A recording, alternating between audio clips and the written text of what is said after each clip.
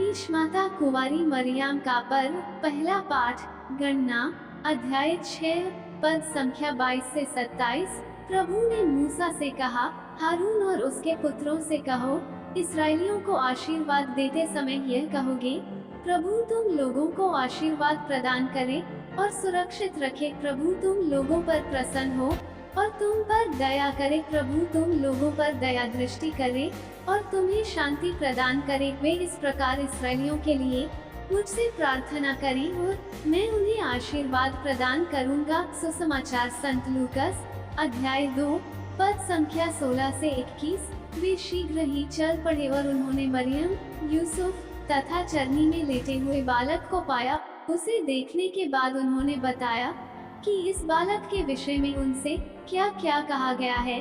सभी सुनने वाले चरवाहों की बातों पर चकित हो जाते थे। मरियम ने इन सब बातों को अपने हृदय में संचित रखा और वो इन पर विचार किया करती थी। जैसा चरवाहों से कहा गया था वैसा ही उन्होंने सब कुछ देखा और सुना, इसलिए वे ईश्वर का गुणगान और स्तुति करते हुए लौट गए। 8 दिन बाद बालक के खतने का समय आया और उन्होंने उसका नाम ईसा रखा। स्वर्गदूत ने गर्भाधान के पहले ही उसे यही नाम दिया था। मनन चिंतन। आज सभी ख्रिस्ती और विश्वासी ख्रिस्त के देहधारण के अद्भुत रहस्य पर विचार करने तथा उसे हृदय में संजोए रखने के लिए बुलाए जाते हैं। चरवाहों ने अपनी प्रतिक्रिया ईश्वर के आगमन की उस महान घटना के लिए ईश्वर की महिमा और प्रशंसा करते हुए व्यक्त किया। आज कलीसिया उस विनम्र महिला पर विशेष ध्यान देती है जिसने अपने हृदय और गर्भ में असीम आनंद के साथ ईश्वर को ग्रहण किया। उनका आनंद इतना महान था कि वो आत्मा से प्रभु की महिमा करने वाले एक गीत में परिणत हुआ। वह अपने भीतर ईश्वर के आनंदमय रहस्य का उत्सव मनाने से पीछे नहीं हट सकती थी। वह वास्तव में ईश्वर की माता है, क्योंकि जिनको उन्होंने गर्भ में धारण किया वो सच्चा ईश्वर ही है। इसलिए वह स्त्रियों में सबसे अधिक धन्य है।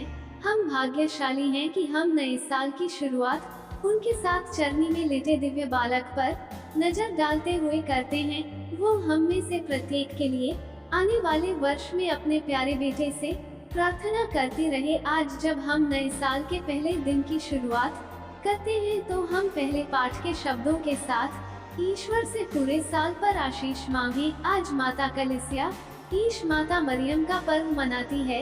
यह उचित है कि हम इस नए साल को माता मरियम की ममता की छांव तले शुरू करें। कलीसिया की शिक्षाओं द्वारा हमें माता मरियम के ईश माता होने का ज्ञान मिलता है, लेकिन सवाल उठ सकता है कि माता मरियम, जो कि हमारी ही तरह नश्वर मनुष्य होते हुए उस ईश्वर की जो अनश्वर है, जिसका आदि और अंत नहीं है, उस सृजनहार की माता कैसे कहला सकती है। एक मनुष्य जिसकी रचना स्वयं ईश्वर ने की हो, वही अपने सृष्टिकर्ता और सर्वशक्तिमान ईश्वर की माता कैसे हो सकती है। इस सवाल का जवाब दूसरे सवाल के जवाब में छिपा है, और वह सवाल है कि प्रभु यीशु मनुष्य हैं या ईश्वर हैं या दोनों हैं। ये सवाल और इसी तरह के अनेक सवाल कलीसिया के प्रारंभ में उठे और उनका अध्ययन किया, और कलीसिया के धर्मपिताओं एवं बड़े बड़े विद्वानों ने यह घोषित किया कि प्रभु यीशु पूर्ण मनुष्य और पूर्ण ईश्वर थे। वह अंशतः ईश्वर और अंशतः मनुष्य नहीं, अथवा कुछ समय के लिए ईश्वर और कुछ समय के लिए मनुष्य नहीं थे, बल्कि पूर्ण ईश्वर और पूर्ण मनुष्य थे। प्रभु यीशु का मनुष्य स्वभाव और ईश्वरीय स्वभाव दोनों अभिन्न थे, क्योंकि उन्होंने हमें पूर्ण ईश्वर और पूर्ण मनुष्य होते हुए मुक्ति दिलाई। अगर वह केवल इंसान थे तो उनकी मृत्यु से मानव जाति को कोई लाभ नहीं। अगर वह सिर्फ ईश्वर थे तो ईश्वर हमारे लिए मर नहीं सकता।